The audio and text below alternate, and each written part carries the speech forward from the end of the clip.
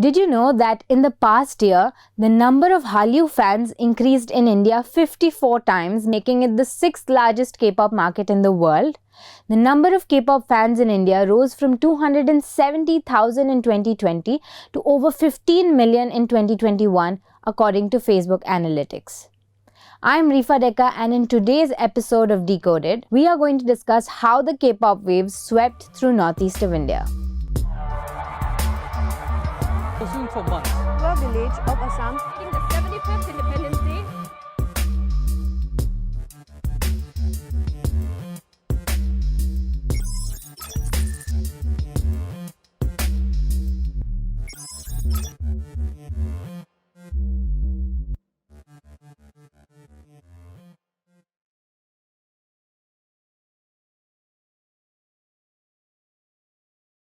The Hallyu or Korean wave is the phenomenon of Korean entertainment and popular culture, which includes pop music, Korean dramas and movies. These have become popular in India and worldwide over the past 2 decades, and in our country, the Northeast was the heart of this movement. The Northeastern people have been loyal fans of K-pop ever since Hallyu first struck in the early 2000s.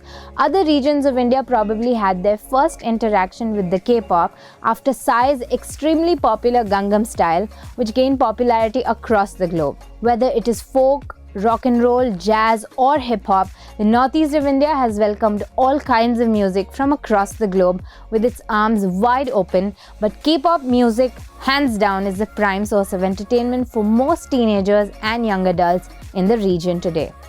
The Netflix original Korean web series Squid Game's huge success and the fanfare around BTS's Permission to Dance on Stage concert in LA lately are the 2 instances of how the wave has swept through almost every country in the world. K-pop groups like BTS, BLACKPINK, SHINee, Twice, EXO, TXT, ENHYPEN and Stray Kids have a fan base unlike any other. But how did K-pop become so popular in the Northeast? Let's find out.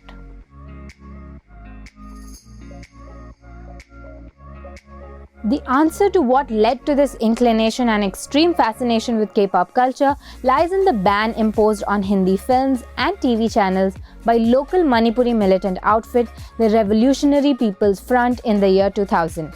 The prime source of entertainment for people at this juncture was supplied through pirated videotapes of Korean music, dramas and films. Home to more than 220 ethnic groups, each with its unique cultural transitions and language, the people of Northeast feel more connected with the Southeast Asian culture than that of heartland India. This connection is due to a range of factors like physical resemblance, traditional knowledge, and even food habits. There are several Korean restaurants in the 8 states that cater to this fascination with the Korean way of life.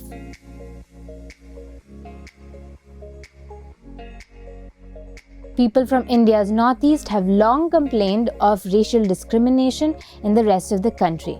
Racial profiling due to a difference in appearance, the Mongoloid features, led to humiliation for many. Locals believed it was easier to imitate Korean and Japanese kawaii styles because their physical features were more similar to theirs. Korean films and dramas began to appeal to all ages because of the innocent plots that corresponded with the local conservative values. There were no obscene scenes, not much sexual content, even clothes were considered decent, and the entire family could enjoy such content together.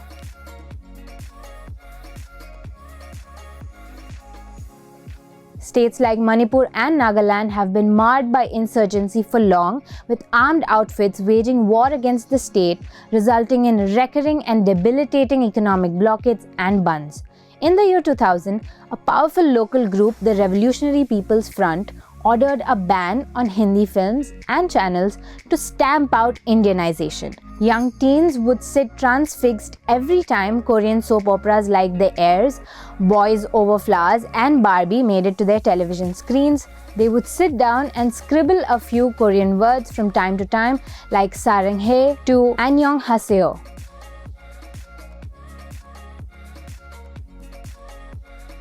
In 1997, the Asian financial crisis that ravaged the economies of South Korea, Thailand and Indonesia forced the government of South Korea to look at K-pop as a cultural export that also had potential as a major source of revenue. Efforts were then made to increase the marketability of K-pop, and it spread its popularity via the Korean culture centers present in most major cities around the world. Since 2011, the Korean government has supported and operated K-pop academies across the world, helping eager fans learn the craft from K-pop professionals.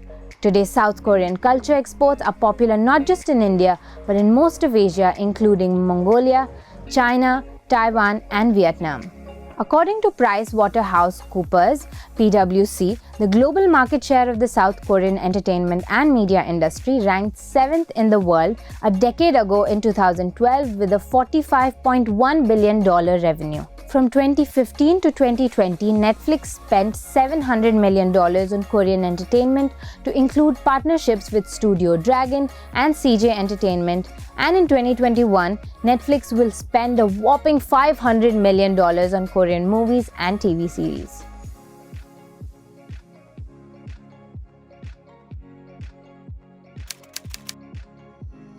According to research scholars from the Northeast, the first Korean wave to hit India was economic, when Hyundai, LG, Daewoo, and Samsung entered Indian homes. The second wave was cultural, with states like Manipur experience at the same time as other Asian nations.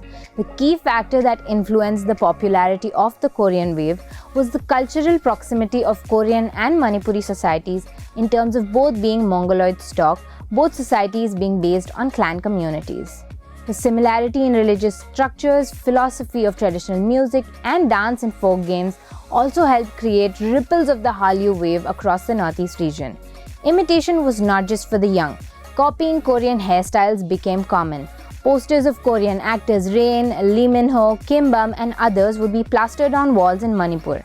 A number of stalls began selling brightly colored pants, skinny and torn jeans, printed shoelaces, black boots, and caps. The third generation of the Korean wave began in the mid-2010s. In recent years, the impact and content associated with Hallyu have evolved across several platforms in more countries than in previous eras, with a greater cultural and societal impact. This also saw the rise and spread of K-pop groups such as BTS and new YouTube content like mukbang videos. Highly developed collaboration with musical artists and international media production with foreign studios such as Netflix have also facilitated a new rise in global Korean media consumption.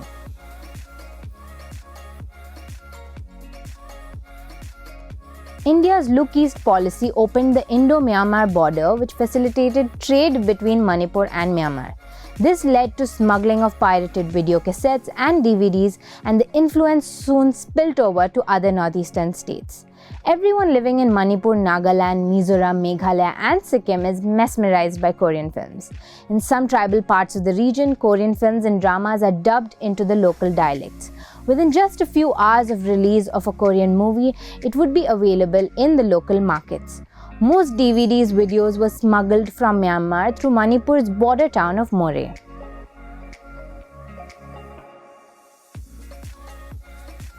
As mainstream theatres and cable operators crumbled, Korean fare stepped in to fill the vacuum.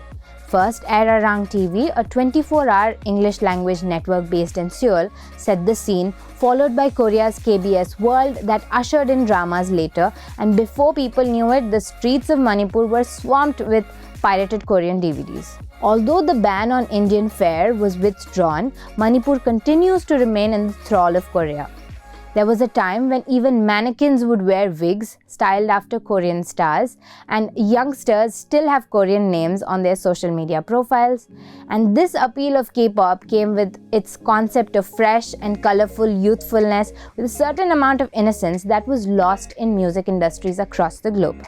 K-pop stars are not just entertaining people across the globe, but are also leaving the world a better place. And their fans are one of the most kind-hearted cults of fans out there, celebrating birthdays of their favorite idols by donating to noble causes and charities, spreading love, laughter, and joy across the globe. With all this, one thing's for certain: the Hallyu wave isn't just a passing trend here in the Northeast, it is here to stay.